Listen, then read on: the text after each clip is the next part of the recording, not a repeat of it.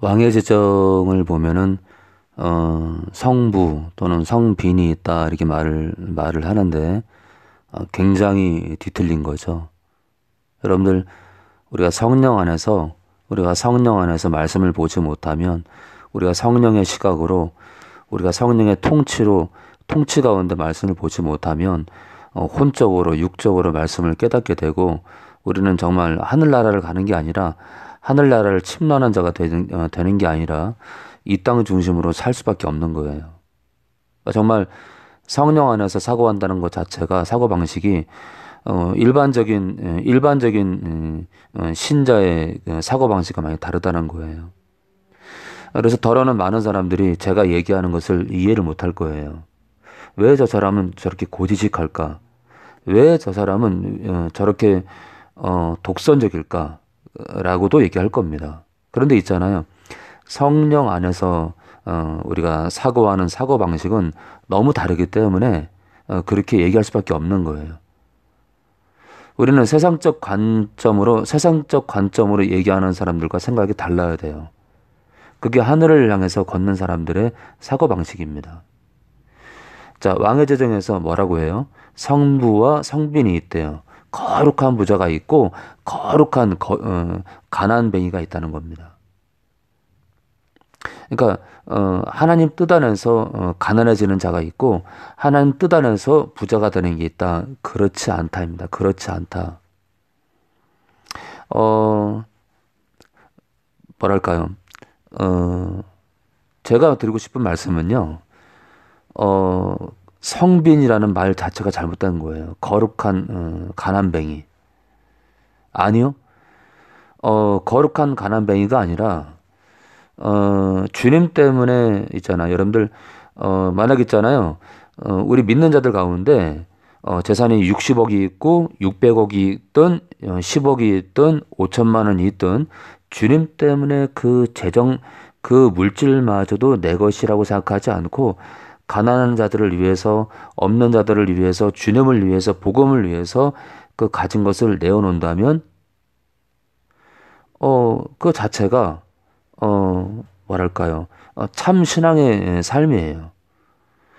그거를 뭐 거룩한 가난뱅이라고 얘기하는 자체가 저는 잘못됐다고 생각합니다. 성빈이요, 성빈.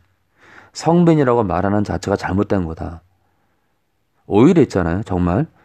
600억이 있든 60억이 있든 1억이 있든 5천만 원이 있든 뭐 1천만 원이 있든 한 달에 1억을 벌건 5억을 벌건 10억을 벌건 100만 원을 벌건 50만 원을 벌건 주님을 위해서 내가 얼마를 가지던 그조차도 다 주님 거라 여기며 주님을 위해서 내어 놓으며 주님을 위해서 비운다면 그 자체가 돈이 있고 없고를 떠나서 거룩한 부자가 아닐까요?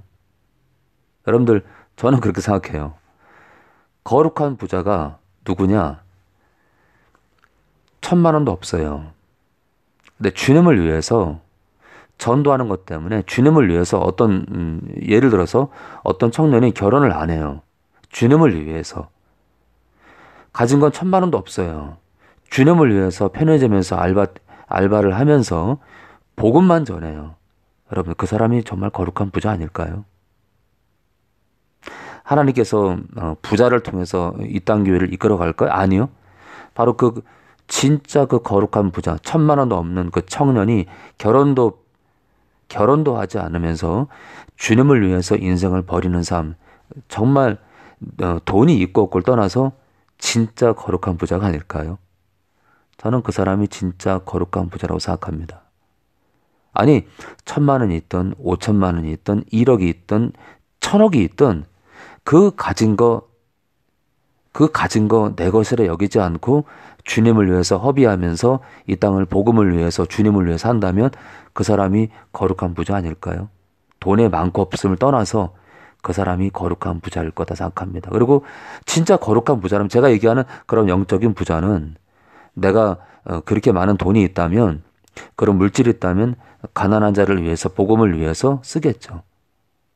그러니까 왕의 재정과 성경에서 말하는 재정 개념은 많이 다릅니다.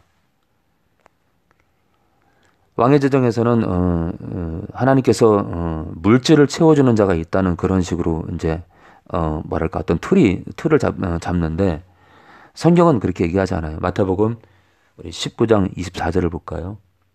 다시 너에게 말하노니 낙타가 바늘귀로 들어가는 것이 부자가 하나님의 나라에 들어가는 것보다 쉬우니라 하신대. 낙타가 바늘길을 통과하는 것보다 부자가 천국 가는 게 어렵다. 그러니까 한마디로 불가능하다. 이 말씀이 여러분들 무슨 뜻 같아요? 이 땅에서 돈을 좋아하면 그 나라 갈 수 없다는 것입니다. 그런데 왕의 제정에서는 거룩한 부자가 있대요.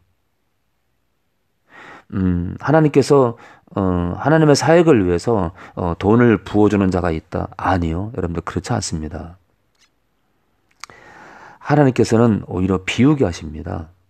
제가 다시 말씀드리지만 하나님 입장에서 거룩한 부자가 누구냐? 돈이 있고 없음이 아니다.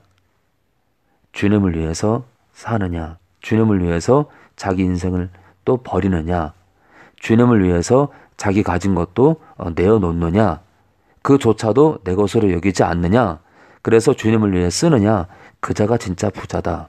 그러니까 돈을 채워주는 게 거룩한, 돈을 채워줌으로 하나님께서 물질을 채워줌으로 뭐랄까요, 물질이 많아지는 게 부자가 아니다.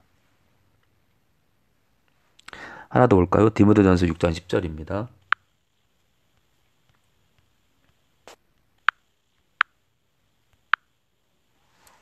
자, 돈을 사랑함이 일만하게 뿌리래요. 돈을 모으라고 합니까, 여러분들? 거룩한 부자가 되라고 하나요? 어떤 주님의 사역을 위해서 돈을 모으라고 하나요? 아니요, 그건 주님이 할 일입니다. 그건 주님이 할 일이에요. 그건 주님이 할 일이다. 성경에서 말하는 것은 돈의 욕심을 비우랍니다. 많고 적음을 떠나서 우리가 가진 게 얼마인 걸 떠나서 돈에 대한 욕심을 버려라. 그리고 주님을 위해 살라. 그 자가 부자다.